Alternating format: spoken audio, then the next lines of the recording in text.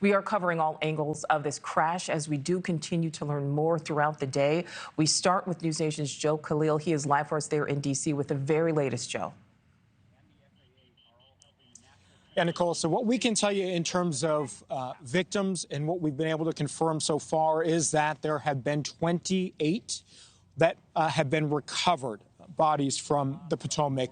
The latest that we heard from officials was still a couple of hours ago. Haven't gotten an update since then, but they say there were 27 from the airplane and 1 from the helicopter. And actually, over my right shoulder is where those bodies have been taken, presumably to be identified. Beyond that, you can see that there are some red tents there. There's also a black tent in between. You can see officials standing around over there, and we saw some emergency vehicles as well from D.C., from EMS. So that's what you're looking at over there.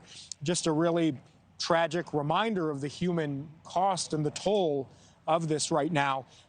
Officials have not identified everybody yet, but we do have some names that have been confirmed. Again, not from law enforcement or state or local officials, but rather from groups like U.S. Figure Skating.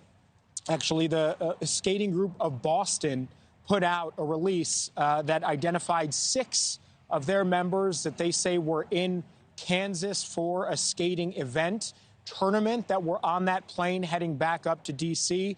And tragically, it's 2 sets of parents and children, and then 2 coaches who were actually Russian nationals. And those were the names that have been released so far. The Russian skaters, Evgenia Shishkova, Vadim Naumov, and then again, we talked about parents and children, Gina Hahn and her mother, Jean Hahn, Spencer Lane, and parent Christine Lane. We've also learned that the United Association of Steamfitters, which is a trade union based out of Maryland, they have also said 4 of their members were on board that plane. So we're starting to get more of a trickle in terms of identifying some of these victims right now.